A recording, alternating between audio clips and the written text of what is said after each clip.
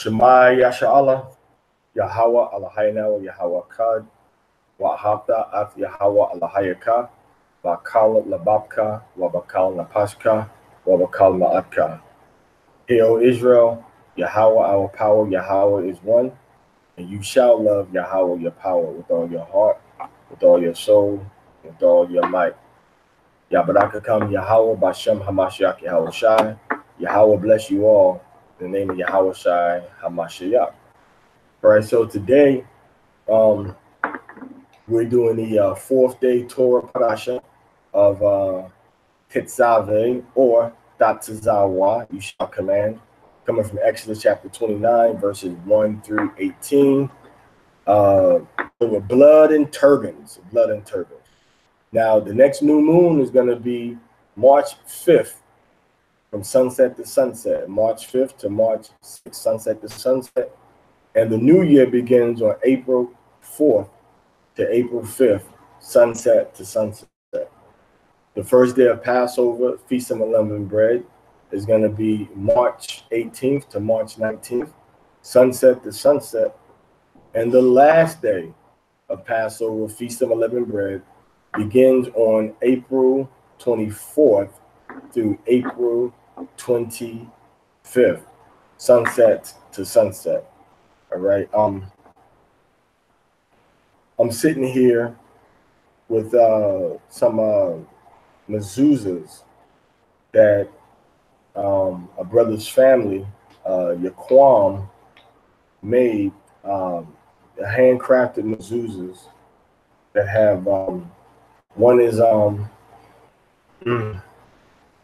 cedar, red cedar, all right, and the other one is this one is olive wood. This one is olive wood, and they have the scriptures inside of them. All right, they have scriptures inside the mezuzahs. We put these on your door. All right, put these on your door. Now I thought about making some of these and offer them to people. However, you can get them. There's a sister named Yapa, the wife of Yaquam. Everybody knows Yaquam, right? He's the go-to IT guy, in Israel, right? IT and web design. I call it Brew Mizu, or Brew Mizu, however you want to say it. Brew Mizu, BREWMEZU.com, and you can get yourself some good mezuzahs. Brew Mizu, that's BREWMEZU.com. Maybe somebody can be so kind as to write it in the comment section. And it was just on me to share this, with y'all. Nobody asked me to, nobody paid me for any endorsement. It was just on my spirit, man, just to, because I love the law. I love the law and I love Yahweh. And Yahweh commanded us to have some sort of symbol upon our houses that remind us of his laws, commandments, and statutes. And we have different ways. We have different ways to do that. We have the certain sets of scriptures. When you look in, when you go into Maimonides, or you go into Rashi, they have different commentaries about it. But ultimately, it boils down to having some sort of representation from the scriptures affixed to your door, for the scriptures to remind and give reference, to the law. All right, so if somebody can, type that in, Brew Mizu or BrewMizu.com, that'd be good, and maybe even type it in and give a description, about what's on there, what everything, what everything is. All right. So yeah, Brew Mizu and makes the mezuzahs to put on your door. So today we're dealing with blood and turbans. Right. The Most High, he deals with blood. Right. He deals with blood. And then we got the turbans also. All right, inside these scriptures that we're going to read. Now, all you men out there, headbands are cool. Headbands are all right. You feel me? When you look in the scriptures, the things that we wore a lot in our ancient culture were, you know, headbands, certain kinds of headbands. You know, look at how the Apache did it, the Chiricahua, how they wore headbands, and how the Aztecs wore certain kind of headbands. And then we also had the turbans, which in scriptures are called matazanpath, translated into English as mitres, right? M-I-T-R-E, all right? M-I-T-R-E. So we're going to go into that, and we're going to go into blood. Now, this is the Most High talking about what he wants done at the temple, the tabernacle, actually in the wilderness, and we're going to go into blood. He wants blood, and he wants bread. All right, he wants things offered to him, and he wants, you know, what you bring forth from the earth also. All right, the grain, and he wants the animals to eat the grain.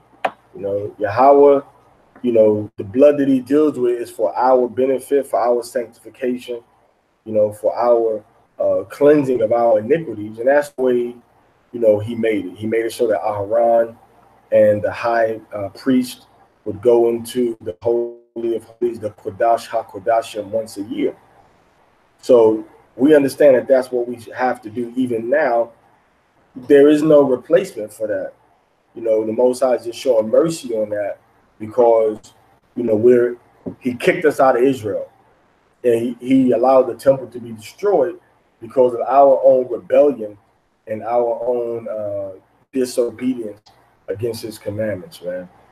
So we know that Yahweh Shai Hamashiach, just as Moses offered himself as atonement for the sins of the people, and just as the Most High has each man making atonement for his sins, all right, at certain times in the Torah, and just as we know that the Most High has animals that he makes, you know, die to make atonements for certain sins and transgressions and iniquities, we see the same thing happen with Yahweh Shai HaMashiach. However, this does not negate any of the sacrificial laws that we have in place. A lot of people are under the misconception that, you know, because Yahweh Shai, the Messiah, has showed up and came, that we don't have to do the sacrifices anymore. Nothing could be further from the truth. The law of Yah is forever. So we do have to do sacrifices still. We do have to offer that blood. We do have to offer that fat and those kidneys and that blood. But when we got kicked out of Israel, Yashar Allah, because of our wickedness, we couldn't perform the temple duties anymore to atone for the sins. So we had to have some type of cover of grace, you know, and mercy. So now the Most High is showing us that grace and mercy through his son Yahweh Shai, you know, Hamashiach. But we're still going to have to keep them laws.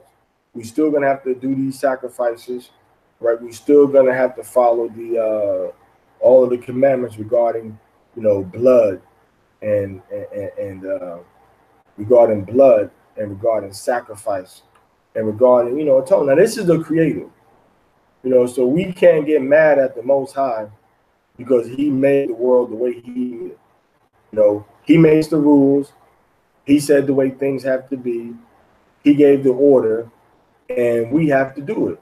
And if you don't do it, you know, he has a lake of fire, destruction, and death, eternal death, that's going to come upon people that don't want to listen to what he has to say, that don't want to obey, you know, the Most High. That's how it is. You can like it or you can not like it. But at the end of the day, you know, you're going to do what the Most High said to do, or the Most High going to destroy you. I mean, flat out, the Most High, you know,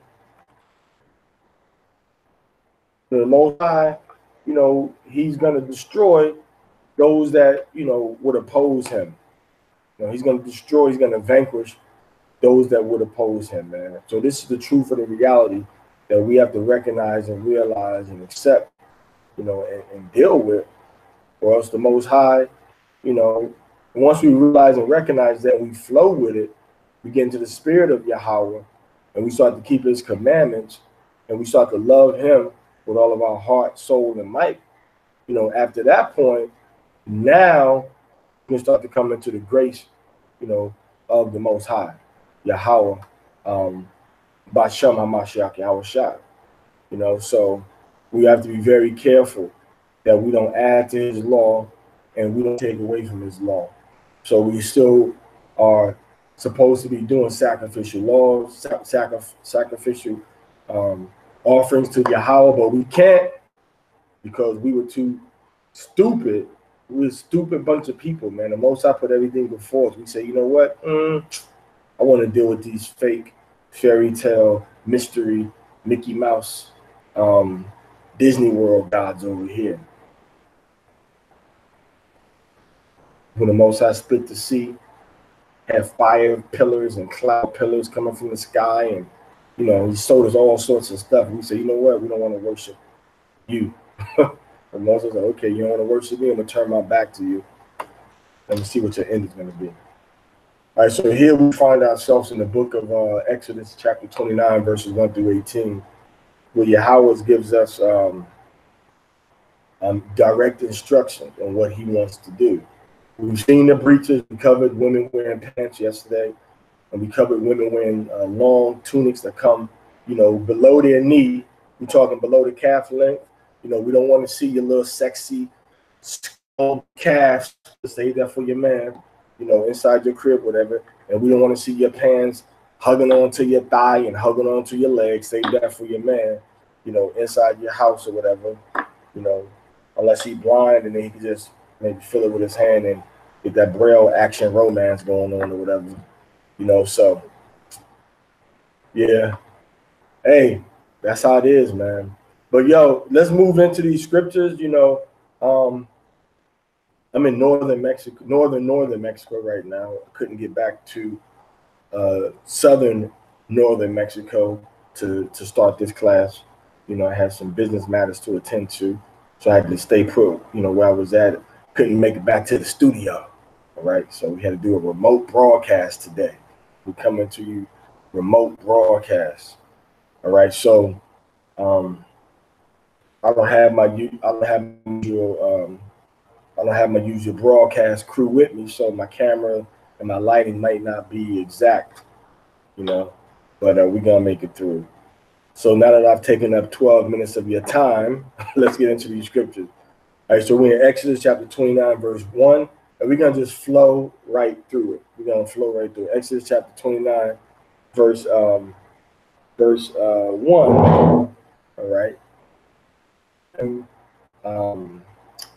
18, right? 1 through 18. All right, so, and this is the thing that thou shalt do to hallow them, to minister unto me in the priest's office. Take one young bullock and 2 rams without blemish. So one young male cow and 2 male sheep. Verse 2. And unleavened bread and cakes unleavened, tempered with oil, and wafers unleavened, anointed with oil. Of wheaten flour shalt thou make them. Right? So this wheat that they were using is not the wheat that we have today. It's an ancient species of wheat called kamut, Kamut, very, very delicious grain. So Yahweh wanted these cakes leavened, you know, made together, and, you know, with a little thickness, and then the other ones he wanted kind of flat. All right. Verse 3. And thou shalt put them into one basket, and bring them in the basket with the bullock and the 2 rams. And Aaron and his sons thou shalt bring unto the door of the tabernacle of the congregation, and shalt wash them with water. So Moses had to take a sponge or take some sort of a cleaning apparatus and water and put it over their arms, put it over their neck, put it over their faces, kind of like a sponge bath type of deal, all right, outside the tabernacle, unto the door of the tabernacle of the congregation. All right, so there was duties that Moses had to perform that would prepare them for their office, even down to cleansing, you know, their flesh, So that shows us that once we go into high level spiritual zones, we have to make sure that our spirit and our flesh and our mind and our environment, as much as possible, is clean. All right. And that's why you look at the scripture when Yahweh went into the wilderness, there was not a lot of air contamination. There was not a lot of distraction when he was fasting for those 40 days. It was just air flowing through the desert, dry air, not a lot of impurities around. So the Most High told them, I want you to be clean when you come to perform this duty for me. And 9 times out of 10, I would assume that they had some sort of loincloth on if they didn't have on the linen breeches. And if they had on the linen breeches, I would assume that they made sure that their private areas were clean. And then Moses just maybe mid-thigh wiped them down or whatever. So Moses had to like wash them, wipe them down with the water to start to prepare them for their job. All right. Verse 5. And thou shalt take the garments and put them upon Aaron, and put upon Aaron the coat and the robe of the ephod, and the ephod and the breastplate, and gird him with the curious girdle of the ephod. All right. So he had the linen breeches, then he had the coat, which was the long sleeve long sleeve tunic. Then he had the robe of the ephod, okay, which was like the little sleeveless thing that he had on. Right, actually, the robe of the ephod it actually had sleeves on it. All right, the robe of the ephod did, but then the ephod itself had sleeves. Right, the ephod itself had sleeves. So these things were the ephod is that piece of garment that went over everything, and then the breastplate went over top of that, which had which was woven with the silver, and which was woven with the gold and the blue and the purple and the violet. And then they had the 12 jewels on it, 12 expensive jewels, big jewels that were sewn onto the garment. And the garment, like I said, had a slight malleability. It was slightly kind of flexible because it had gold thread that was mixed in with the cloth thread. So it had some stiffness to it. So it was gold spool, and they just, the Most High like gold, All right. So then it says, then they had the girdle on, all right. And thou shalt put the mitre upon his head, and put the holy crown upon the mitre. So the mitre is matazanpath, which comes from the word tazanap. All right, tazanpath ma, and then tazanpath comes from tazanap, which means that which goes around. Which is when I wrap this turban, I start from here, then I go up over here, and then down over here. All right, then as I go up over here, all right, go up over here, and then I work my way down, and the side that I started down, I start my way up, and then they cross over each time, in the middle. So this is what the priests had. Now, what you have to understand is that once they put this turban on, what they had to do, they wrapped the turban, all right, and then they took the turban off. And when they took the turban off, they sewed the turban from the inside. They had the layers on the inside. They sewed those layers together. All right. Now, this was made out of linen swatches. It was linen. So the layers were very, very neat. The layers were neat. So they sewed the layers together on the inside, and then they took another piece of material and put it over top of the stitches, so that it just slid right on top of the head. So this is the mitre, the matazan path. It wasn't, they didn't take it loose and unwind it and wrap it up and then put it back on, winding it, every time, right? They put it on, they wrapped it, and then they made it so that it was fixed. It was on and off. You put it on and off. So these are the Levites. These are the sons of Aaron that are doing this. All right. This is for the sons of Aaron. The sons of Aaron are the ones that were the priests. The other Levites were important in the whole spiritual process of teaching the law and maintaining the temple. But Aaron's sons are the ones that were the priests. The other people of the family of Levi were not the priests. They were supportive and ministers, all right, of the tabernacle and of the nation of Israel in general, but they did not go and offer that blood and offer those sacrifices. And they didn't go and offer that fat to the Most High. Only Levites from the family of Aaron did that. Shalom, Simeon, Shemaiwan. All right, but that's a name for a Levite to have, huh? Levite named after the tribe that the so-called Dominicans come up out of. All praise to the Most High. All right, you might find some the Dominicans named Levi too. All right, all praise to the Most High. Hallelujah. All right, so Levites, they had that turban, that special turban.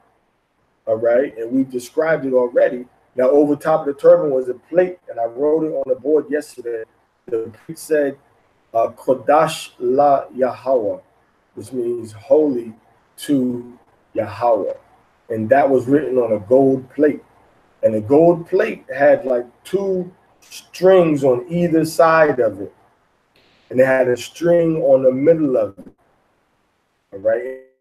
And the turban, tied it around, right, onto the turban, onto the matazan pot. Right. Now that's verse 6. Let's go to verse 7.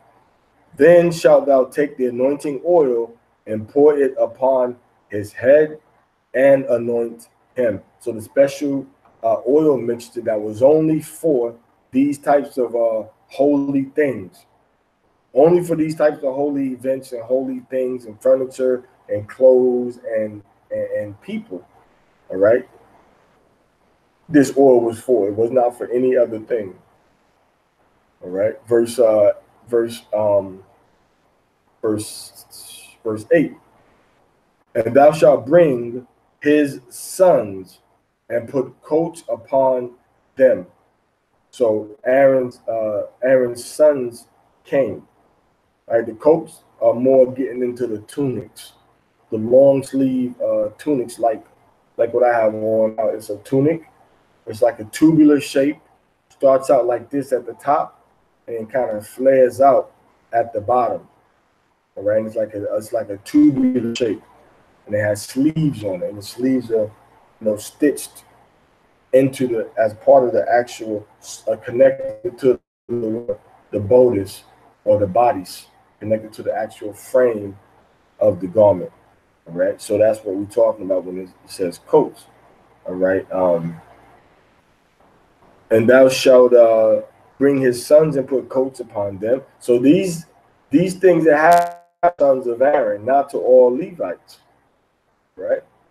And thou shalt gird them with girdles, Aaron and his sons, and put the bonnets on them, right? Right, and put the bonnets on them. So these are different kind of headgear. Now, some of these headgears were covered. Some of these headgears were open at the top, and some were covered, at the top. All right. And thou shalt girdle Aaron and his sons and put the bonnets on them, and the priest office. Listen to this: the priest office of being a priest for the nation of Israel. The priest office shall be theirs for a perpetual statute, and thou shalt consecrate Aharon and his sons. So the priest office was set up so that Aharon and his sons were supposed to be the priests that were going to be doing this job forever. All right, so they were going to be doing that job forever. They had to perform the job of the priest forever. Not all Israelites were supposed to be this type of priest to do the sacrifices, to offer the blood, to get the fat, and to put stuff on an altar and to burn it. Everybody didn't do that. Only Aaron's sons did that. Everybody didn't have that job. So it's like when people say a priest and a Bible teacher are 2 different things. And the ones that were made the priest. Now the scriptures does say in the book of Deuteronomy, in the book of Exodus 19 and 6. The Bible does say in the book of Revelation, right, chapter 1 and chapter 5, that we're going to be a kingdom of priests, and that we're going to be kings and priests on the earth. But we're going to be kings and priests not to each other, but to the other nations, to the Gentiles. We're going to be their kings, and we're going to be their priests. We're going to be their spiritual leaders, right, to them. We're going to teach them the Torah, right, things of that nature. All right. Now, whether we're going to be offering sacrifices for the Goyim, we don't know. All right. But we know that we're going to be teaching them the Torah and going into the law and showing them what Yahweh expects for them to be doing. All right. Exodus 29 and 10. And thou shalt cause a bullock to be brought before the tabernacle of the congregation. So they had a bullock, okay, which was to be brought for the priest, and they had to make that atonement, all right, as an offering, and making an offering rather unto Yahweh. And when they made that offering to Yahweh, Yahweh wanted that blood, right, from that bullock, which is a big male bull, big male cow. All right. Now, when we look at the scripture, when it talks about a priest, if a priest, if a priest messed up, or if a priest had to make an atonement for himself, right, that priest had to offer a bullock. All right. Now, when a priest offered that bullock, when everybody messed up, you also still needed to offer a bullock. Now, here we see that the Most High is shows that the iniquity of the priest is equal to the iniquity of the people, because the priest will take on all of the sins of the people every year, all right, for the Day of Atonement. It went through him, all right, it went through the stones to the Most High to remember, the stones that were on his heart, and the memorial of the names of Israel that were on his shoulders. And the sins went from the people to the priest, and the priest will put his hand onto the goat. And when he put his hands onto the goat, the sins passed onto the goat. This actually happened. All right, through an animal, a goat no less. All right. So now, if when you read into the book of Leviticus chapter 4, it talks about the offerings that were made, right? The offerings that were made for the people and for the whole congregation, right? When we go into verse 2, it talks about if one of the priests is anointed, does something by mistake through ignorance, all right, then he has to take a young bullock without blemish as a sin offering, all right? And then if you was a ruler, you had to take a male goat. If you were a regular man, you had to take a female kid, all right? If you were a ruler, you had to take a male goat, but it was a male goat kid, all right? So now we see that the bullock, and this is the thing we have to pay attention to. The same process we see for the Day of Atonement is the same process that we're about to read. In verse 10, right, it says that cause the bullock to be brought before the tabernacle of the congregation, and Aaron and his sons shall put their hands upon the head of the bull. So we know from other scriptures that putting your hand is two things. One, anointing someone for a specific office, and then two, is the transference of culpability, a transference of sin, a transference of guilt from one party to another party. So that's very spiritual, what we see happening right here. All right. So the Most High made all these rules up. It could have been simple, straightforward. Hey, I'm sorry, that's it, and move on. But the Most High wants us to go through certain processes in order to get things done. Why? You know, because that's his prerogative. Right? You can't ask the Most High why he got something set up a certain kind of way because we don't understand it. Now it's good to understand the rationale behind it, but we're not always going to do that. But if we don't understand it, we still got to respect it and honor it. Right? Now let's go to verse 11, Deuteronomy 29:11. And it says, "And thou shalt kill the bullock before Yahweh by the door of the tabernacle of the congregation. And thou shalt take the blood of the bullock and put it upon the horns of the altar with thy finger, and pour all the blood beside the bottom of the altar." So take the blood from this bull, all right, this bullock, it would pour the blood, it would take it and then put it onto the four horns of the altar. And then it would take it and pour it out, all right, beside the bottom of the altar. All right, so it's just spilling blood. The Most High, you know, he's different than what we think. Right? Verse 13.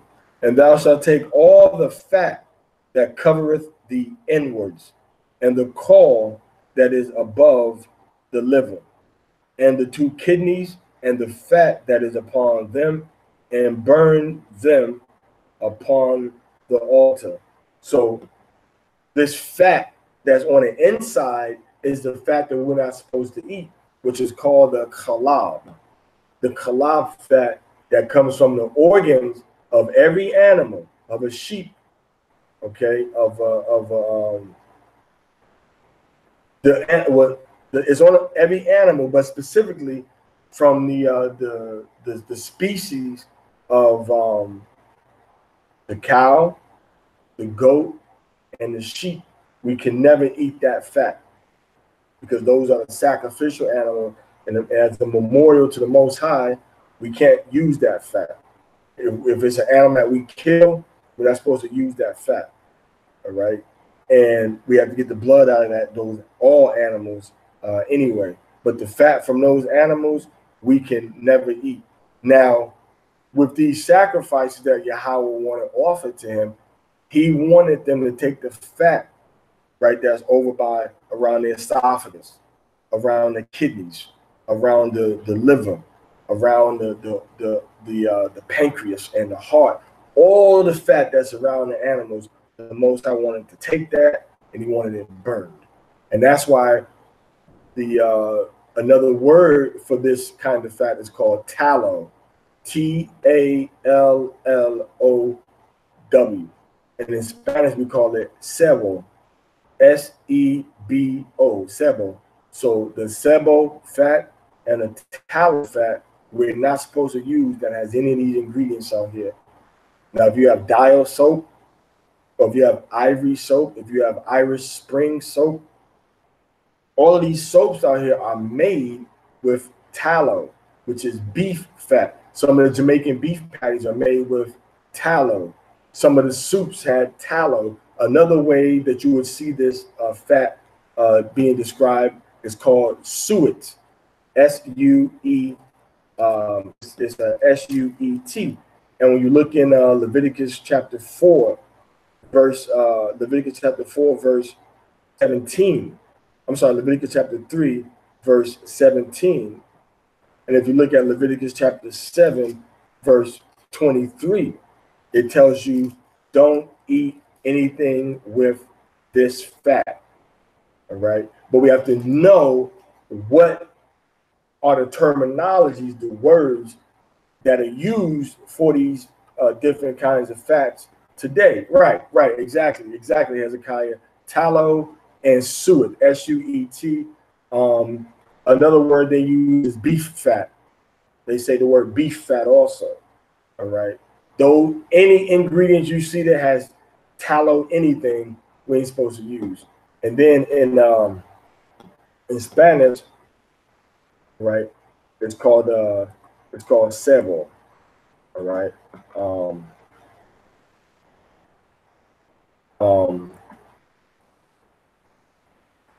So that's what we call it in, in Spanish. We call it cero. So when you get in certain soaps and in the you in La Michoacana or something, or uh, El Sorido or Calimax, or you might see something in Copel that's on sale or something.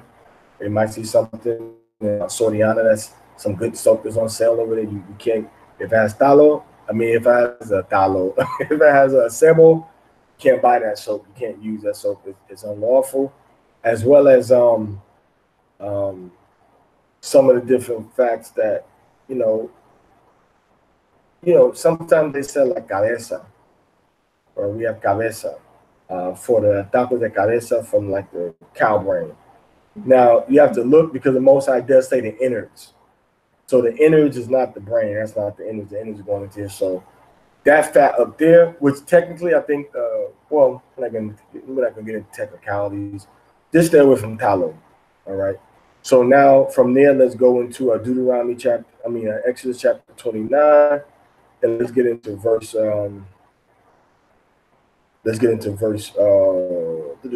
Verse 13, verse 13. And the fat that is upon them, and burn them upon the altar. Now remember, this altar was made out of copper that was sitting on the outside of the door going into the tabernacle. All right, going into the Mishkan, all right, or Mashakan, but Mishkan as we would say now. Made out of copper. Conductivity of heat, it absorbs the heat and disperses it quickly and evenly. That's why if you go to a pots and pan store, or a store that with different cutleries and pots and pans and everything, the most expensive pot always gonna have that copper at the bottom of it, because that copper absorbs and conducts the heat throughout the rest of the cooking instrument. Copper also used to strengthen your body. All right, to extract, if it's over oxygenated, the copper will extract the extra oxygen. If you are anemic, the oxygen will balance out that anemia. I'm sorry, not over oxygenated. I mean, if your body is overproducing iron, you have an iron deficiency, it takes the extra iron out. If you're iron deficient, it helps to create more iron in your system. So if you find yourself always you cold all the time and you might be anemic, try get like some copper bracelets or something, or some type of copper jewelry to wear around your wrist or wear on your ankles or something. And if you really can, get a copper tub. Copper tub. Don't take my word for it. Look up the medical qualities of copper. Copper tubs, copper cups, copper jewelry, copper. Just copper in general. And you'll see that copper is a highly conductive and conducive metal that Yahweh made. Okay, so copper. All right. So now we go from chapter 14, chapter 29, verse 14. But the flesh of the bullock and his skin and his dung shalt thou burn with fire without the camp. It is a sin offering. So the Most High said, I don't even want the flesh. I don't even want the leather, the skin. Just burn out on the outside. I just want the fat and the blood. It's a sin offering. Just take this outside the camp and you burn it. Verse 15. Thou shalt take one ram, and Aaron and his sons shall put their hands upon the head of the ram. All right. So they put their hands on the ram's head. All right. Him and all his sons. He had like 4 sons, and the 4 sons went and they put their hands on them. All right. And you can look in verse 28. It talks about his sons, Nadab, Abihu, Eleazar, and Ithamar. Those were Aaron's 4 sons that became the priest. So their lineage became the priest, and then one of them will become the high priest, the Ram Kahan. All right. So verse 15, take it, the ram, and they put their hands on the ram. Verse 16, Exodus 29:16. And thou shalt slay the ram, and and thou shalt take his blood and sprinkle it round about the altar. So you would take the cute little goat, and you would kill him. And usually when they would kill the cute little goat, cute little precious, goat, they would take, usually they would go from the make sure they cut that the jugular vein, and they would make a clean cut from one side, from one side to another, usually at the base, at the base of the neck. Because remember, they have long necks. So usually at the base of the neck. You can do it up higher also, but the base of the neck, you got the jugular coming from the side, and they would just then they would cut it, then they'll put it upside down and drain the blood. Right? That's how they do it. That's how we do it when we kill like chicken, or when we kill.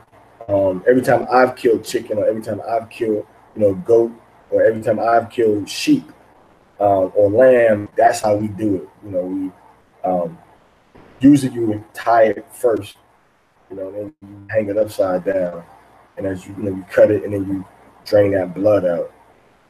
It's good to have a hole dug out, so you can let it go into the ground and just cover the ground up. All right. Deuteronomy, Exodus 29 and 17. I'm sorry, 16. Give me a second.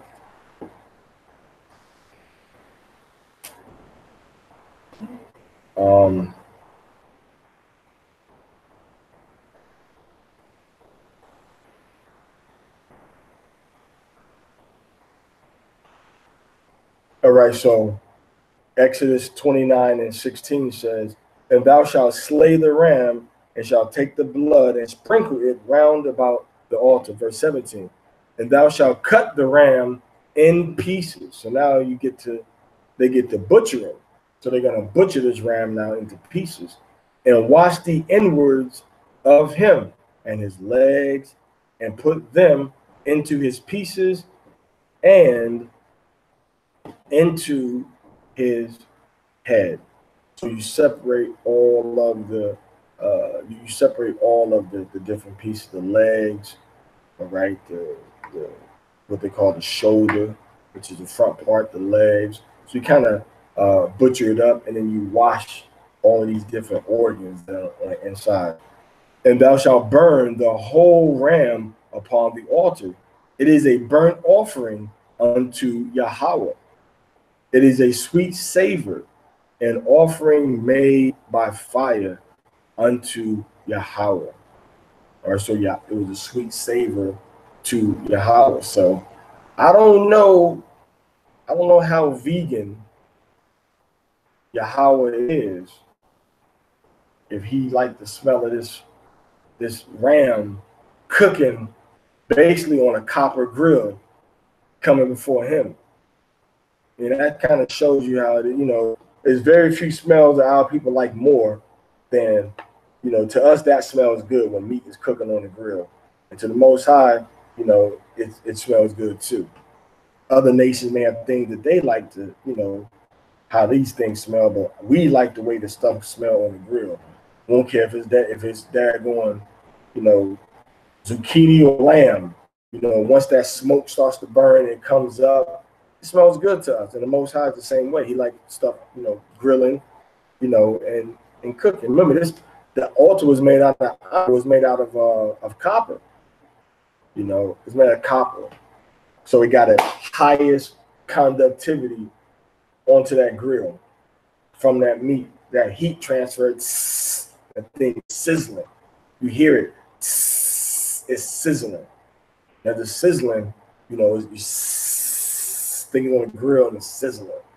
Making that fat around the muscle was dripping off of it, going into the fire. All right, like when you cook a steak or in a pan, it starts to sizzle, and then meat cooking just starts to smell good. That's what the Most High likes. That's what we like too.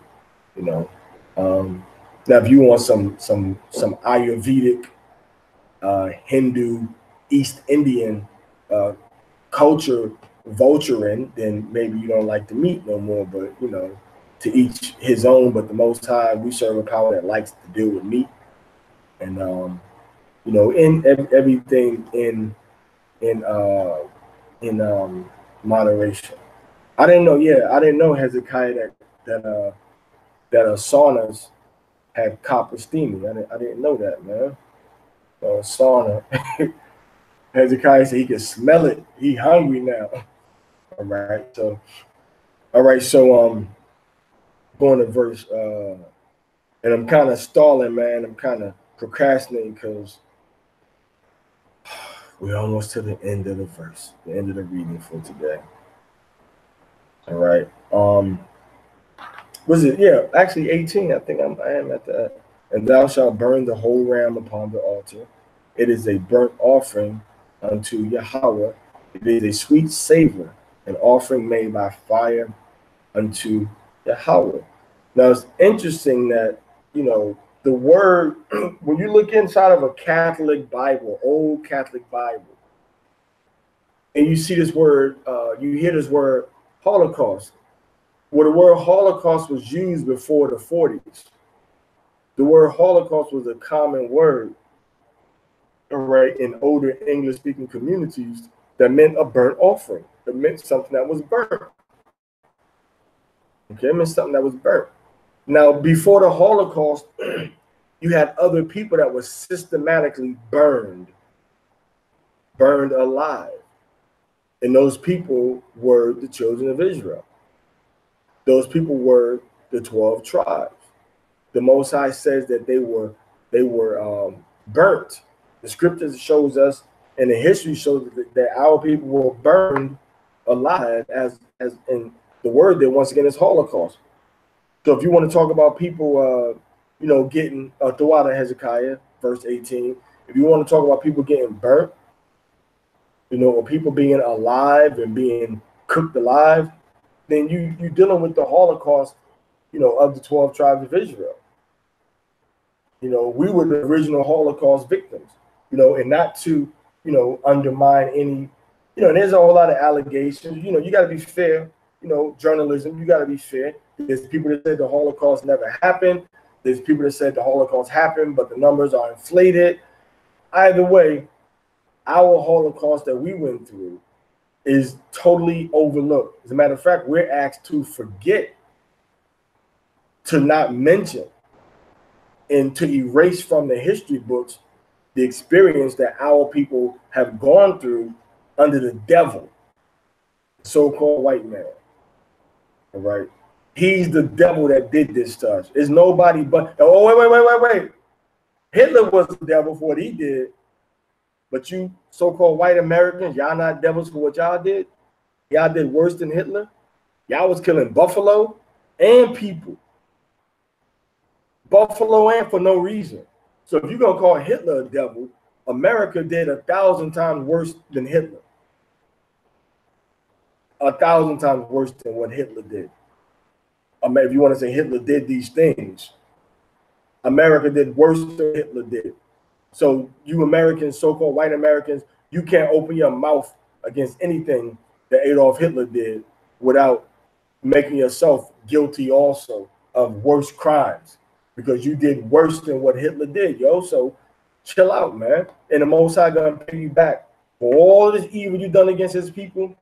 It's coming back on you. And you Israelites is on the wrong side of that, man. You better pray the Most High have mercy on you when you making it to the wilderness. You might just get destroyed with the devil who did these evil things to us when the Most High is ready to punch his clock, man. All right. When he's ready, you know, his time is over. All right. His time is about to be over. So there was a verse that I wanted to show. I can't think of that verse, though. Let me think for a minute. There was someplace else I wanted to go to that was talking about, we talked about the altar, talked about the barbecue, we talked, the Holocaust. Let me go into, let's go into,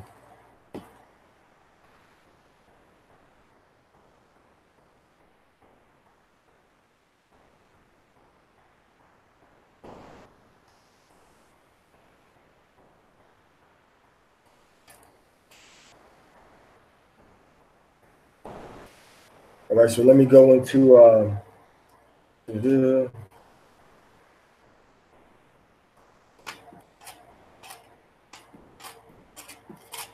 flipping through Jeremiah and Lamentations.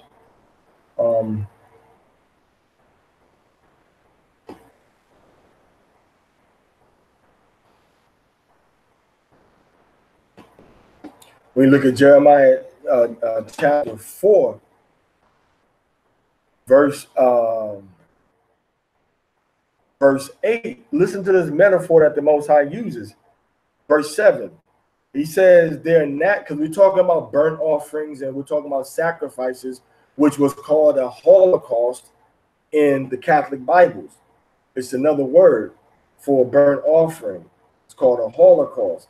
So that leads us to the so-called Jewish people, white people that say that they're Jews, which leads us conversely back to what happened to us when the so-called Native Americans from the 1600s, whether you're talking about the Narragansett or the Pequot, you're talking about King Philip and Metacomet, and those people, those brothers that were sacrificed by the so-called white man to Satan, all right? Because Satan gets in their thoughts and says, murder these people, kill these people.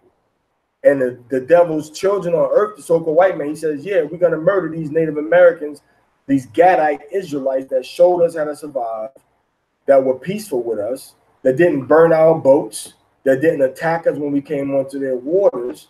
We're gonna murder them. And that's what the devil did. That's what the so-called white man did. All right. So now we got our people that experienced a Holocaust also. So that's what we're reading about. We're about to go into the prophetic inference, if you will, in the book of Lamentations, chapter 4. And let's read verse 7 and 8. It says, her Nazarites were purer than snow. Of course, the Nazarites are talking about those people that had set themselves apart to perform special duties for the Most High in order for the Most High to perform certain duties for them. It says, they were whiter than milk, meaning that they were pure. They were clean before the Most High. They were more ruddy in body than rubies. Their polishing was of sapphire. All right. That means that the iniquities have been purged out of them. That's why it's using ruddy. It's not a literal reference that it's making, but it's making a metaphoric reference. Now listen to this. It says their visage is blacker than coal. They are not known in the streets. So now it says that their visage is what? Is blacker than a coal. And a coal is meant to be put where? Into the fire, to get heat up. So our people, just like a coal, were thrown into a fire, all right, and we got put into the fire. They burned us up with heat. Let's go into Lamentations chapter 5, and you can look at verse 10. Lamentations 5 and 10. It says, our skin was black like an oven because of the terrible famine. Right. So now we see that once again, we have the skin and we have the famine. All right, the skin and the famine and the blackness all being related together. So our skin literally was burnt when the so-called white man, when he would burn us alive. Look up history. Just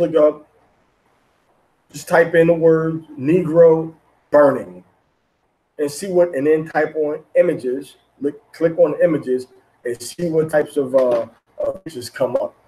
So these are the things that actually happened to the children of Israel. These are things that the so-called white man actually did against us, man. All right. And the Most High is not going to leave. He's not going to leave us. You know, he's going to give us justice. Every state we were in, they burnt our people alive. They stole land and would burn them alive. Children, women, men, because, you know, they liked it. They liked to do evil things and inflict harm on people. But Yahweh, through the spirit of wisdom, is gonna show us how to navigate around this man, so that we don't have to partake in a lot of that evil that this guy has been perpetrating, against our people. Right? The Most High puts a shield around us sometimes to protect us, but then the door of Satan is always open for us to fall, into doing things the wrong way. Perfect point. The Most High made it so the white man stopped just murdering us in the streets. But now he's turned our families and our wives and our husbands and our sons and daughters, he's turned all of us against each other. And as he turned all of us against each other, we destroying our own selves now. We still are no more together now than we were before integration. Right? Did Yahweh take the Nazarite vow, or did he just live in Nazareth? Those are two different words in the Hebrew, but Yahweh was not a Nazarite. He was a Nazarene. All right, he was from Nazareth. Let's just put it like that. Let's not get into the whole English words. He was from Nazareth. He was not a Nazarite. Remember, he drank wine. He turned water into the wine. He went to funerals. All right, he rose people from the dead. All right, he touched dead bodies. You had to, sometimes he would touch the person and heal them, go around them. He went to the graveyard where Lazarus was. You couldn't do any of these things, as a you couldn't do any of these things as a Nazarite. I would say this: the Bible does seem that Yahweh went on a higher level than a Nazarite. That Yahweh seems to have taken, according to the records we have, it seems that he might have taken a celibacy vow before the Most High. And if you talk about something that's more precious to a man than grapes, than raisins, something that's more precious than not being able to go to a loved one's funeral, would be for a man to just deny himself of the comfort or the warmness, of a woman. And it seems as if Yahweh did that. That Yahweh turned himself away from his physical desires, and said that he was going to just focus his life on his mission, which was to wake up the children of Israel and to be the sacrifice, for the sins that the children of Israel committed. That Yahweh he died for those sins. He died for our sins. But once again, because he died for our sins, we still are gonna be doing those sacrifices again. Okay, we're still gonna be offering up blood to the Most High, and the priests are gonna wear those turbans again. And when they wear their turbans, they're gonna go in and they're gonna perform their duty, their job, all right, as the priest. So I got a couple of scriptures that I can look at real quick that go into verse Ecclesiastes chapter 45, verse 12. All right, it talks about he set a crown of gold upon the turban, upon the meat tree, wherein was engraved holiness, holy to Yahweh, an ornament of honor, a costly work, the desire of the eyes, goodly and beautiful. So this thing must not have just been a gold plate. It must not have been like a gold sheet like this. Right? It might have been like a solid gold plate that has some thickness on it, right? Has some bling like this. Every time I come into your city, right? So it has some shininess, some thickness to it, because it was costly. So it was pressed, probably was pressed, beaten, solid gold. All right. So we read about that in Ecclesiastes chapter 45, verse 12. All right.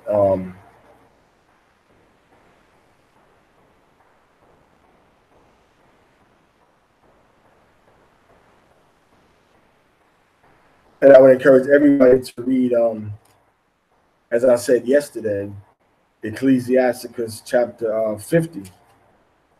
Read verse 50, and it goes into the priest's office, and it goes into just the wisdom of the priest's office. And one of the beautiful ones that I like, this is one of the most beautiful scriptures when it comes to the Most High and what He did. And I read this yesterday too, but it bears a repetition. Wisdom of Solomon, chapter 18, verse 24. Listen to this.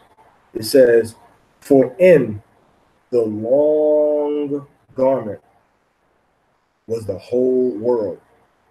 So that garment that the priest wore, the tunic, represents the whole world, is what it says.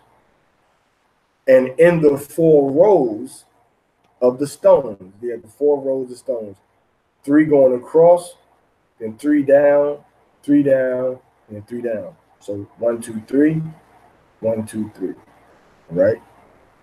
And in the 4 rows of stones was the glory of the fathers graven. So the glory of Reuben, Simeon, okay, Levi, all right, Judah, the glory of all of the tribes was graven, all right, into those stones.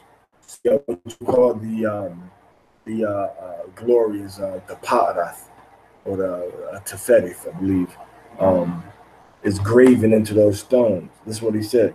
And the majesty upon the diadem of his head. So that was a majestic thing that they had upon their head.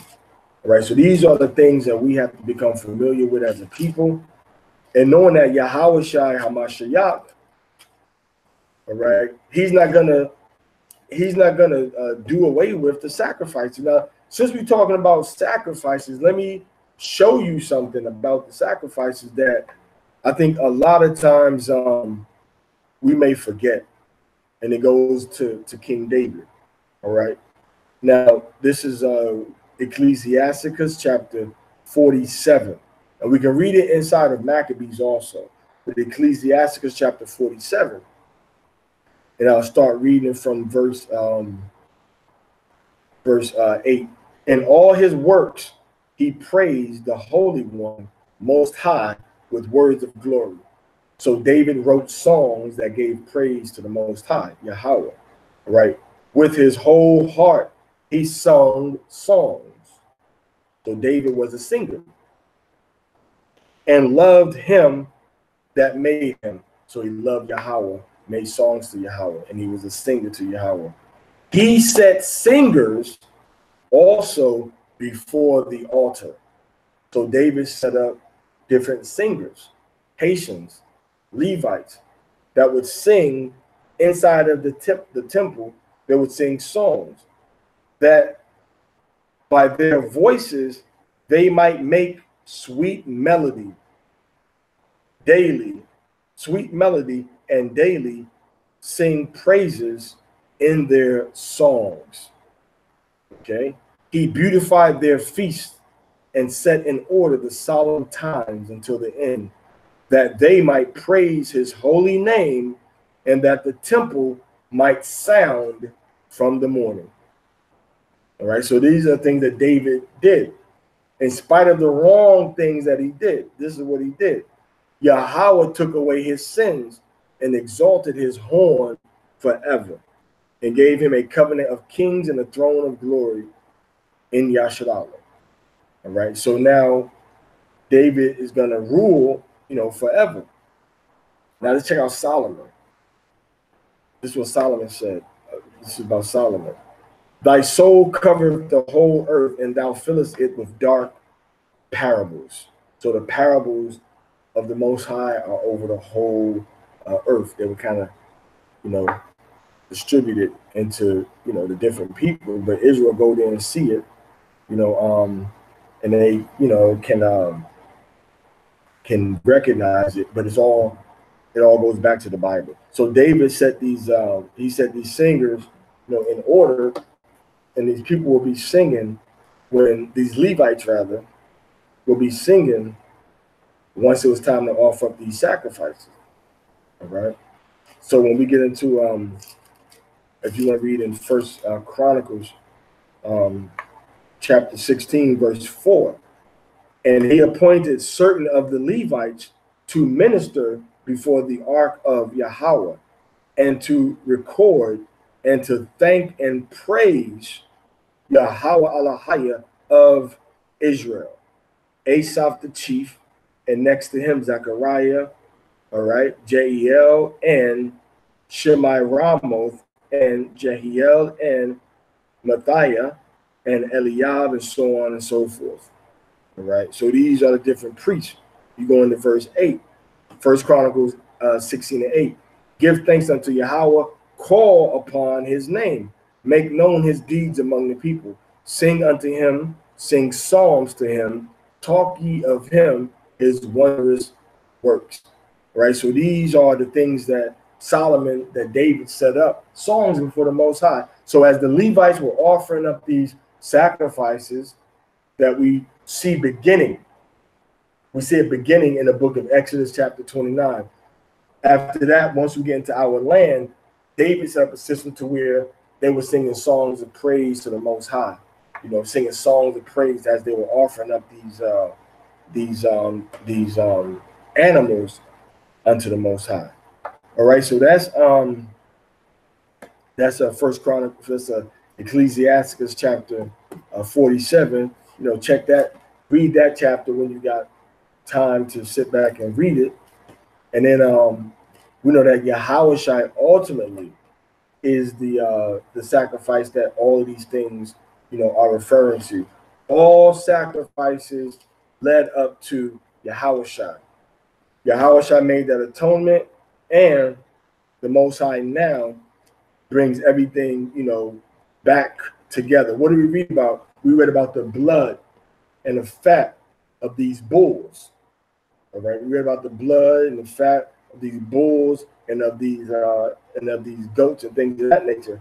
Listen to what it says in Hebrews chapter 9, all right, verse 13. For if the blood of bulls and of goats and the ashes of an heifer, sprinkling the unclean, sanctifieth to the purifying of the flesh.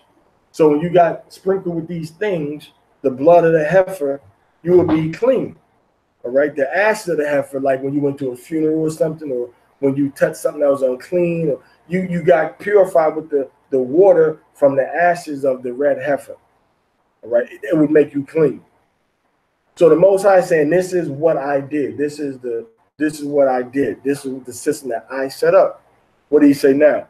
How much more shall the blood of Hamashiach, who through the eternal Spirit offered himself without spot to Yahweh, purge your conscience from dead works to serve the living Elohim. So now when you come to Yahushua, your body, this is how you know if you're fully in Yahushua or not. Your body. All right. Yeah. I did slip that in, Hezekiah. I did slip that old school Lil Wayne in there real quick. But yeah, your body loses its desire, its craving, for sin. Because when you take on the blood of Hamashiach as your sacrifice to Yahweh, all right, now what happens is that your conscience, your mind, your spirit starts to get washed and cleansed and purged of wanting to do evil. And it begins to want to do the right thing and serve the living Elohim. It's very simple. It's very simple. Just decide to love him with all your heart, soul, and might, and he starts to cleanse you. All right, so now we're gonna doors of the church are now open. We're gonna open up the altar. All right. So now, but seriously, when you are looking at Yahushua and your own desires, what you want to do with your own thing, if you constantly saying, you know what, I want to do this thing that's wrong, I want to do this thing that's bad, I want to do this thing that's against what the Bible says. You have to continually ask Yahweh to ask the blood of Yahweh in his sacrifice to purge those spots from you, those spots of sin. That's what the sacrifice of Yahweh is supposed to do. That's what the Torah is supposed to do. All right. The word of Yahweh, and this is going to be, one of the last scriptures I go to. It's the basic scripture that everybody knows, but let's put it in the context since we're talking about blood and fat and kidneys and sacrifice done by men in turbans. All right, men in turbans. Let's go into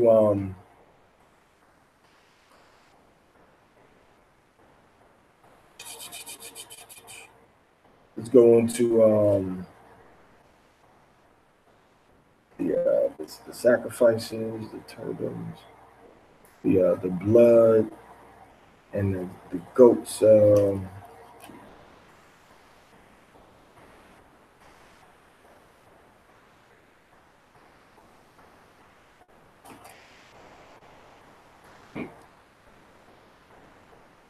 Let's go to Ephesians chapter 5. Right now, let's read verse 25. Husbands, love your wives. The scripture says, husbands, show love towards your woman. Love towards your woman, walk in the commandments, teach her and show her and walk her in the commandments, and be patient, but you have to be stern and judge them according to their knowledge. All right, sometimes you come down soft, sometimes you come down hard. Let me give you an example. Even as Yahweh also loved the church and gave himself for it. So Yahweh loved the body and gave himself for it. So the same person, he said, you love me, you love me, you love me 3 times, feed my sheep. It's the same person he told, get thee behind me, Satan, adversary of the truth, when he talked to Peter. So he came down to Peter and said, man, I know you love me, so feed my sheep, even though you're going to mess up. And then he came to Peter and said, yo, get behind me, Satan. So it's the same man. So that love is not always talking about, sugar pie, honey bunch, I love you, I can't help myself and all of that. It ain't talking about that all the time. There's flip sides to love. Right. So now, but this is the overall purpose that we see from Yahweh and his coming in verse 25. It says, love the Most High, love your husbands, right? Husbands, love your wives, even as the Most High is loved by the Messiah. The Messiah, he loves the Father, and then he also loves who? He loves us, the body. He loves the body. Now, in verse 26, okay, why did he give himself for it? That he might sanctify and cleanse it. So he's going to sanctify, make us holy, and cleanse our hearts. Because remember the scripture said what? Purge our conscience from dead works. We just read that in Hebrews. So purge our conscience from dead works. So now we're going to see how we purge our conscience from dead works. Right? Purge our conscience from dead works. Then it says what? That he might sanctify and cleanse it with the washing of water by the word. So the word of Yahweh is supposed to what? It's supposed to wash us, to make us clean. Why? Because we're doing what it says to do. We're walking the way it says to walk, and we're using all of the tools, including wisdom, to make ourselves better. All right? To make ourselves better. Right? So we have to always make sure that we're going into the word, but we're not just reading it. We're reading it and we're taking lessons. What am I learning from this? And how do I apply it to my life? And that's when you read in the book of Proverbs, chapter 1, Solomon says, this is the purpose of the Proverbs, to know wisdom and to understand it. But then when you keep reading, it tells you that wisdom is a tree of life. So the purpose of wisdom is to show you how to have life and how to have it more abundantly. You see? And so you have to walk in wisdom and learn wisdom and then apply wisdom. And you're never too old and you're never too young. If you can read the Bible, if you can hear with your ears, you can read and understand the Proverbs and apply these Proverbs to your life. There's no excuse for nobody, because everybody can read. Everybody got all types of digital, interactive, cyber connections all throughout the whole world. So if you can do all of that, you can get into your book and you say, okay, what proverb am I going to do today? The scripture says that if you greater love have no man than to deny himself, all right? You're going to lay down your life for your brother. Well, you know what? For my brother that's going through this, I'm going to give a part of my life today. I'm going to eat one meal today. I'm going to just drink water today. And then I'm going to pray that this brother or sister that's going through this situation, that the Most High purify that zone and make them stronger and make the situation better. You see? So that's an example of just a small level of using the Proverbs, using something that the scripture says, or using something that the scriptures say in order to act it and use it as take the thought, into the action and walk it through the seven pillars of wisdom. And then do that thing. That's what the word is for. That's how we get cleansed with the washing of water by the word. Now, there's a question about the about the fat. So as we deal with the fat now, you would kind of like burn that fat now. Right? You wouldn't use that fat, right? You would burn that fat now, right? You wouldn't use it. And you wouldn't take it in, if it's this particular fat, all right, you would just burn it yourself, or you just wouldn't use it. Okay, you could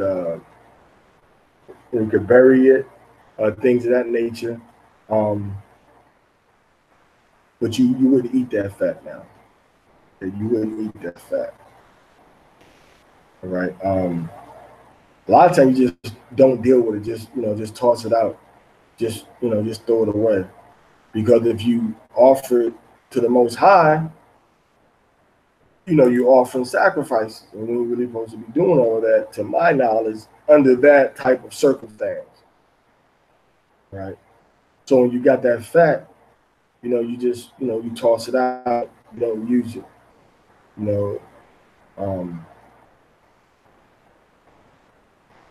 So that's what you do with that fat. Once again, inside of the law book that I put together, it talks about that fat and if you're supposed to eat that fat or how that fat gets taken care of. All right, but you don't use it. You just throw it away. You don't deal with it. You don't give it to the dogs. It gets destroyed. You don't use it. You don't offer it up to the Most High now. Just like the blood. At the tabernacle, now you want to bury it, you can bury it. It's like the blood. The Most High said, bring the blood to me when we had the tabernacle all together. But once we moved away from the tabernacle, Yahweh said, okay, I want you all to take the blood. If you're not by the tabernacle, by the temple, I want you to take the blood and just pour it on the ground. Just pour that blood on the ground right now, and that's how you handle it, right? When you go into chapter 7, verse 23, listen what it says. Leviticus 7:23, speaking to the children of Yasharallah, saying, "You shall eat no manner of fat of ox, sheep, or of goat." Remember, these are the three animals that we offer as sacrifices. The three, cloven-footed, split hoof, chewing and cud animals that we offered up to the Most High. That's why those three species are important. And the fat of the beast that dieth of itself, and the fat of that which is torn by beasts, may be used in any other use, but ye shall in no wise eat it. So any animal that dies of natural causes, any animal that's killed by another animal, you can use that fat. For whosoever eateth the fat of the beast, of which men offer an offering made by fire unto Yahweh, even the soul that eateth it shall be cut off from his people. Say that serious thing to the Most High. Most High says, you eat this fat of animals. This is not just talking about that specific animal, but the fat, and that's why the whole discourse starts off in verse 23, saying, don't eat the fat of any manner of fat of the ox, sheep, or goats. And then you have to know within yourself, oh, these are the three animals that are used for the sacrifices. All right? Because from the sheep, you got what? The lamb and the ram. And from the goat, you got the he-goat and the kid. And from the ox, you got the heifer, and you got the young bullock, and then you got the ox. Right? So you have all these three different categories of animals that are called by, different names. Right? So the beast, the one that dies of itself, all right, you can use that fat if you want to, but you can't eat it. So in other words, you could use it,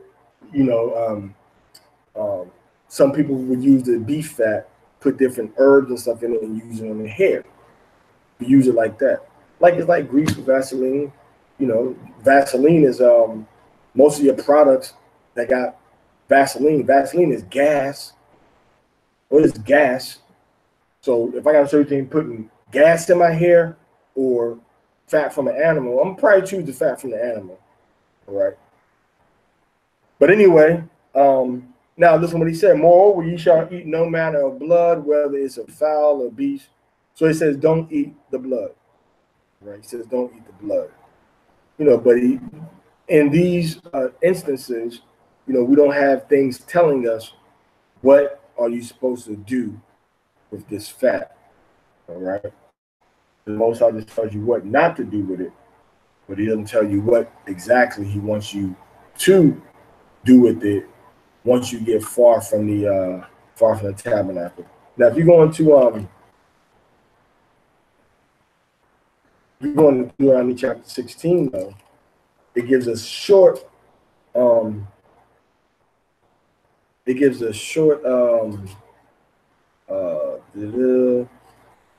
Not 16. Let me check. It says when you come into the land, Deuteronomy chapter 12, and you go into verse 20. I'm gonna paraphrase it. When Yahweh enlarges your borders, and you say, I want to eat flesh, because your soul longs to eat flesh. You can eat flesh, whatever your soul desires. If the place that Yahweh has chosen, which is Jerusalem, be too far for you, you can kill it, the animal, from your herd, from your flocks, which Yahweh is giving you. All right? Whatever your soul desires or lust after. And even as the roebuck and the hart is eaten, so thou shalt eat them. The unclean and the clean shall eat of them alike. What does that mean? That means that once we had these things offered up to the Most High, if you were unclean, you couldn't eat these foods when we were in the wilderness, because these foods were sacrifices to the Most High. He wanted the blood and the fat. So now the Most High is saying, let's say you left the wilderness camp, you say, I'm going to go get me a deer. Or I'm going to go hunt for like a deer or something. You call it a deer. You could take that deer, and then the person that was unclean, the woman that was on her period, the woman that just had the baby, the man that lay with his woman, the man that had an issue, the man that had leprosy, he could eat of the deer, because the deer is not a species that's offered up for sacrifice. Well, Yahweh is now saying that once you get into your own land, your own territories, when you eating these animals, you want a deer, you want a goat, you want a sheep, you want a cow, you can eat these animals. And the person that is unclean, for whatever reason, they're tama'ah. The person that's tama'ah can also eat of these three species the same way as you eat of the deers, with no restriction on who can and cannot eat them. So that's what that means in Deuteronomy chapter 12, verse 22. Verse 23 continues, only be sure that thou eat not the blood, for the blood is the life, and thou mayest not eat the life with the flesh. So you drain all of the blood out. Drain the blood out, right? Thou shalt not eat it. Thou shalt pour it upon the earth as water. Thou shalt not eat it, and it may go well with you and with your children after you, when you shall do that which is right in the sight of Yahweh. So you see that? The Most High said, if you do this thing, that's another way that your life is going to be better. It's going to go well with you and your children.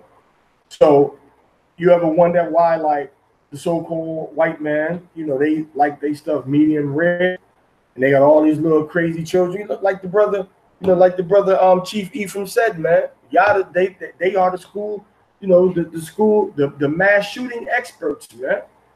They have video games of them, you know, the white men, the Chinese and Japanese and Hindus got together making video games where you could shoot up a school, right? You got video games where you can go into school, and you can start stabbing, or you can shoot people inside the school. It's not the premise of the game, but it's an option, you know, within the game. You can say, well, I'm gonna kill some people or whatever, you know. And then you talk about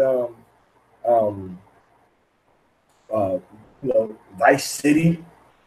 You know what I'm saying? Well, you son of a beep, I'm a bit, you're you know, all kind of bleeping going on in the video, but their minds are murderers, just like Quentin Tarantino made the movie, man.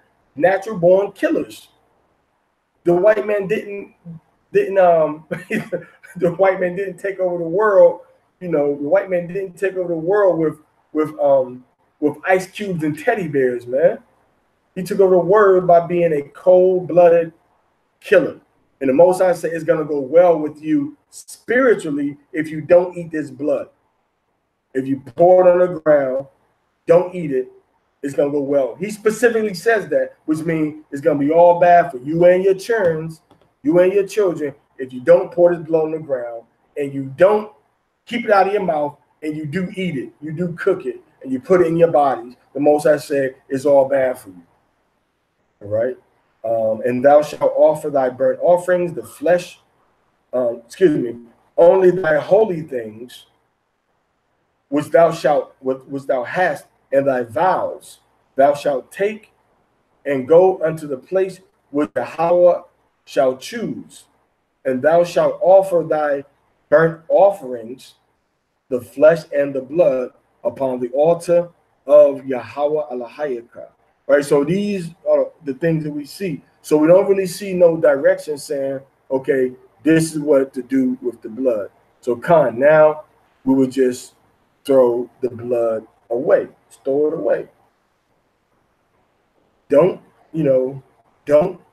take the blood and say, oh, here's somebody, don't take the blood or take the fat and say, oh, here's somebody that eats it. So what I'm gonna do is I'm gonna give it away now. We don't just give it away. We gotta destroy it. We gotta get rid of it. Make sure nobody else, can use it. So these are the laws that Yahweh have given us, and they're good for our body. They're good for our temple. Medical science now has proven that suet, lard type of fat in your body breaks down your system, clogs all of your capillaries and your arteries, mainly your arteries. It clogs them up, and it increases the viscosity of your circulatory system. So your blood is harder for your blood to flow. So now your heart, which is shaped like this, is supposed to be strong like a fist. It's supposed to be pumping everything through it. It's supposed to be pumping. But now your heart got to work extra harder. That means you're working extra harder, consuming more oxygen, so it's fighting against itself now. It's consuming more oxygen to work harder to circulate blood, which is supposed to be giving you nutrients, but it's taking the nutrients from itself to fund itself, and that's why you got a heart attack. That's why you got high blood pressure, hypertension, and strokes, because your body is working too hard, because you got too much fillers going on, filling up your system that ain't supposed to be there, and your system is shutting down. That's what a heart attack is. Your body say, I can't take no more. It ain't a heart attack. Is your heart resting? Your heart ain't attacking nothing. Your heart is stopped working.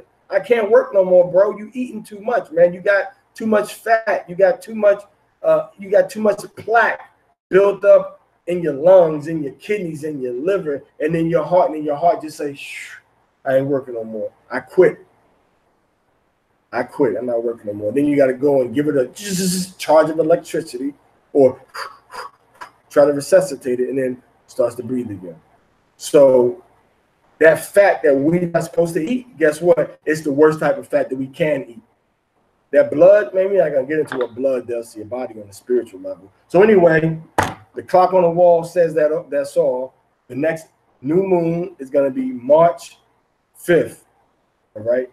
The next new moon after that, which is the new year, all right? Not Janus worship, but the new year is going to be on April. It's going to be on April 4th. 4/4. It's going to be April 4th. So when we go into April 4th, that new year is going to be upon us. We're going to be in the new year. All right. And now when we get into this new year, remember, once that new year starts, April 4th, we're going to be into a whole new cycle. This year, we got 13 months. A lot of you brothers out there trying to celebrate, you're going to be trying to celebrate Passover on the on the 19th. But the sun and the moon are still going to be on the cycle of the 12th constellation. They don't move into the first constellation yet. So 5, 6, 7, 8, 9, 10, 11, 12, 13, 14, 15, 16, 17, 18, 19. All right. So 19th would be when you try to celebrate Passover on March 19th, but that's not the proper time to do it. You know what I'm saying? Actually, I think some of you brothers, some of you brothers right now, some of you brothers are trying to celebrate Passover. I've seen some brothers trying to celebrate Passover in February sometime, right? So February we just did with the 12th month. Now we're going into March, which is actually going to be the 13th month. We got 13 months this year. Check out the constellations.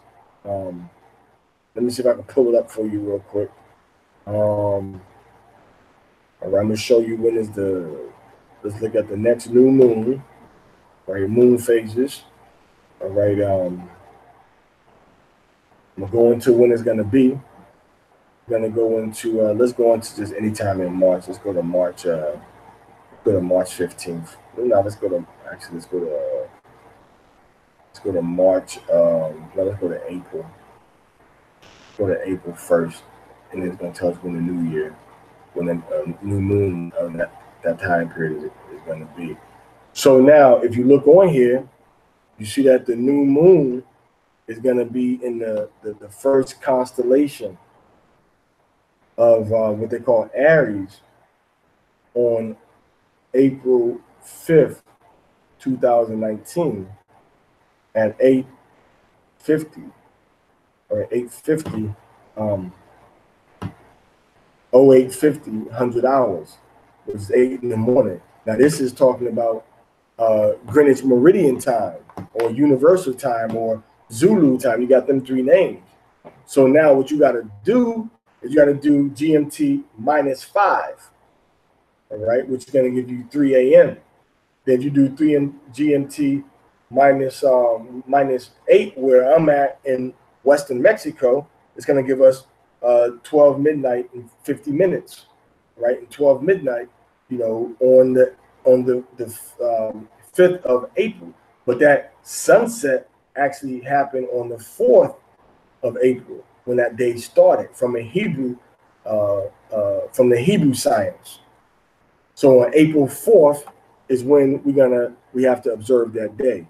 So now, if we go to April, this is an ephemeris application that I'm using. If we go to the 5th of April at 050:27, all right, we go to the 5th of April at 050:27, all right, Or let's just do 050. All right, because we don't got the second options on there. So we can go to any day. Go to any day and any time and any year, and we can see what is going to be the position of the stars, of the planet, of the sun, and the moon. What constellation are they going to be in? All right, and then when we do that, right, we see that the sun, is going to be in the fifth. Is going to be in the first constellation, so-called Aries, and the moon is going to be in that constellation also, 15 degrees into that constellation, which is like halfway through. All right, and then it's going to be 16 minutes and 58 seconds. All right, so this is, what we're looking at. So this data shows you where the planets and where the sun and where the moon are going to be at over your head, where it's going to be at, and what the movement of it. And then once you see that, then you can see, okay, this is how we're going to need to do the how we're going to need to do the new year, how we're going to need to do this this new month. All right, so check that out. Passover, April 18th to April 19th, sunset to sunset, first day. And the last day of Passover is April 24th to April 25th, sunset to sunset. So once again, that's it. You brothers that's, not on the Pacific coast, that's still up watching, I salute you. I salute you because it's late, So Hezekiah, you a soldier, man. I'm gonna have to send you a gift in the mail, man. You be on here like all the time. I'm gonna have to send you a gift in the mail or something, man, for your dedication. All right, man. Send me your inbox me your physical address, man, and I'll mail something to you, Hezekiah, pertaining to the law and pertaining to the Torah, man. Send me your physical address, and I try to get something out to you, man. As a gift, from me to you, man, to show my appreciation of your appreciation of the Torah and the laws of the Most High, man. Hallelujah. So yeah, Akim, all right, Portia, Samak, Gina, Nick, Hezekiah,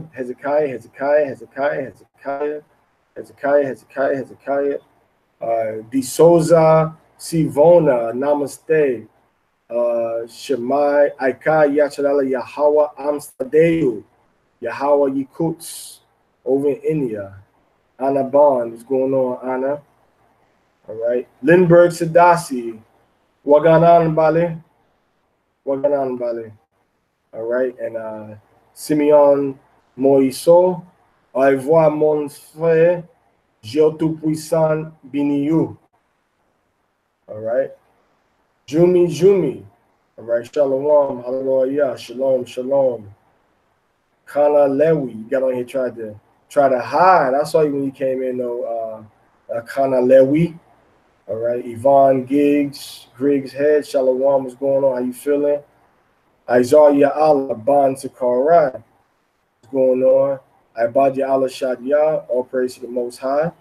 All right. Hashab Yal Gabar. How about Shimi Hashab Rakatha? All right. Shalom again, Hezekiah. Vinayak Sid. Shalom Ak. Hallelujah. All right, y'all. So that's about it. All right, Lindbergh Sadasi, man. I sent you a reply to that baptism that you were talking to me about. I haven't seen no rivers down here. I'm sure there are some close, around here somewhere, but I gotta check out and see. Maybe going towards Mexicali, gotta find some rivers in Baja California, and try to get that knocked out, man. So I love all of y'all. May the Most High be with you. In the name of Hawashai, Hamashayak, Shema Yasharallah, Yahweh Allahayna, wa Yahweh Akkad, wa Habta at Yahweh Allahayaka, Bakal Lababka, Wabakal Napashka, Wabakal Ma'atka. Hear, O Israel, Yahweh our power, Yahweh is one, and you shall love Yahweh your power with all your heart, with all your soul, with all your might. Yabarakakam Yahweh, Bashem, Hamashiach, Yahushua. All right? Shalom Lakam, everybody. Catch you next time, hopefully tomorrow. Tomorrow, I love you. Tomorrow we'll get started a lot earlier than we did today.